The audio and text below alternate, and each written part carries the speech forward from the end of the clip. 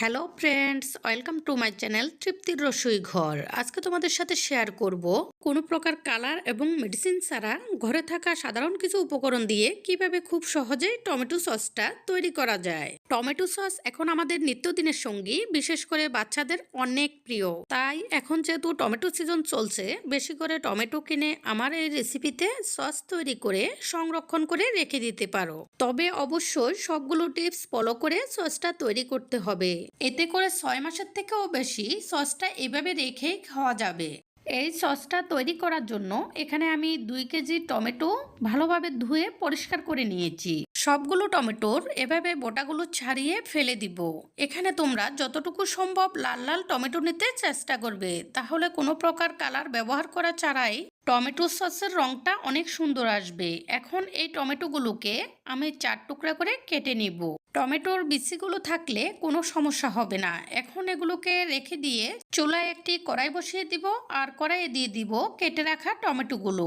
আর এখানে দিয়ে দিব কিছু মশলাগুলো হচ্ছে 1 টুকরা দারুচিনি, 3টি এলাচ, আর সামান্য কিছু গোলমরিচ এবং লবঙ্গ।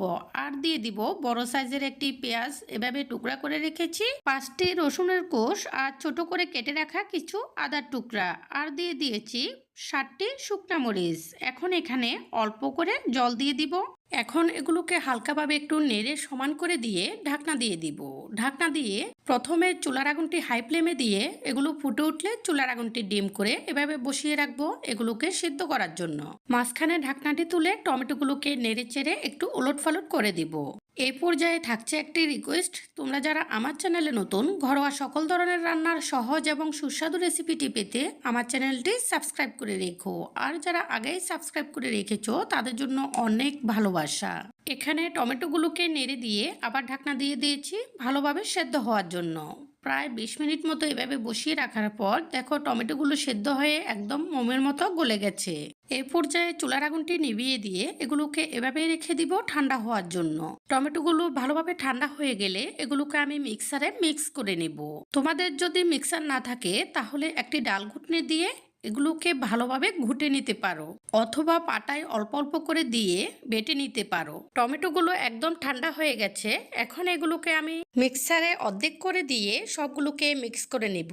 এরপর একটি ছাঁকনির সাহায্যে এগুলোকে ছেঁকে নেব। এখানে এগুলোকে কাছ থেকে শুট করার কারণে টমেটোর রংটা হয়তো হালকা দেখা যাচ্ছে, কিন্তু বাস্তবে রংটা অনেক সুন্দর এসেছে। কোনো কালার ব্যবহার করা ছাড়াই যদি রংটা এত সুন্দর আসে, তাহলে কালার ব্যবহার করে শরীরের ক্ষতি করার কোনো প্রশ্নই আসে না। এভাবে সবগুলো টমেটো ছেঁকে নেওয়ার পর উপরের বিচিগুলো ফেলে দিব, আর নিচে খুব সুন্দর টমেটোর পিউরিটা আলাদা হয়ে যাবে। এখন এই টমেটোর পিউরিটা সাইডে রেখে দিয়ে আমি একটি বাটিতে 3 টেবিল চামচ ভিনেগার নিয়ে এখানে 1 চা চামচ কর্নফ্লাওয়ার দিয়ে দিব, আর এগুলোকে ভালোভাবে গুলিয়ে রেখে দিব।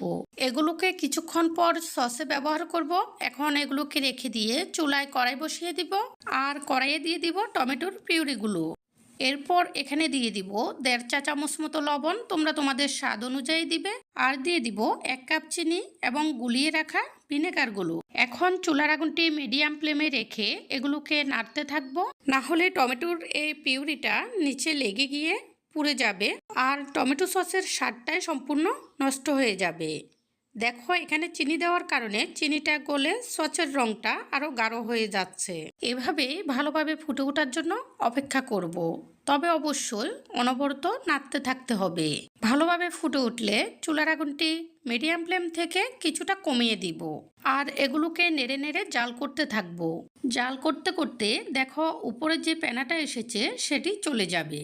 খুব বেশিক্ষণ নাড়তে হবে না, 15-20 মিনিট মতো এভাবে জাল করলেই এর প্রকৃত রং এবং ঘনত্বটা চলে আসবে। তবে অবশ্যই এখানে তোমরা তোমাদের পছন্দ অনুযায়ী ঘনত্বটা করে নিতে পারো। এখানে যেহেতু কর্নফ্লাওয়ার ব্যবহার করেছি, তাই এটি ঠান্ডা হওয়ার পর এর ঘনত্ব আরো বেড়ে যাবে। এখানে গুরুত্বপূর্ণ একটি টিপস বলি, সসটা এভাবে তৈরি হয়ে যাওয়ার পর কোনো প্রকার জলের সংস্পর্শে যেন না থাকে, আর যে জারটিতে ঢুকানো হবে সেটি যেন আগে থেকেই ভালোভাবে ধুয়ে শুকিয়ে রাখা হয়। তাহলে সসটা অনেক ভালো থাকবে। আর সবচেয়ে ভালো হয় ফ্রিজে রেখে দিলে, তাহলে সম্পূর্ণ নিশ্চিন্ত। এখন এই টমেটো সসটা ঠিকভাবে হয়েছে কিনা দেখানোর জন্য আমি একটি প্লেটে অল্প করে টমেটো সস নিব। এরপর কাত করলে দেখবে যে নিচে কোনো প্রকার জল পড়ছে না, আর টমেটো সসের থিকনেসটা অনেক ভালো এসেছে। এখন এই সসগুলোকে রুম টেম্পারেচারে ভালোভাবে ঠান্ডা করে আমি যে জারগুলো পরিষ্কার করে রেখেছি সেখানে ঢেলে নিব, আর এভাবেই রেখে দিব। টমেটো সসটা এভাবে তৈরি করলে খেতে কিন্তু ভীষণ মজার হয়। যদি রেসিপিটি তোমাদের পছন্দ হয়ে থাকে অবশ্যই লাইক, কমেন্ট এবং সাবস্ক্রাইব করে সাপোর্ট করবে আরও নতুন নতুন রেসিপি উপহার পাওয়ার জন্য। এই বলে আজকের মতো এখানেই বিদায় নিচ্ছি। পরবর্তীতে চলে আসবো নতুন কোনো রেসিপি নিয়ে। সেই পর্যন্ত সবাই ভালো থেকো।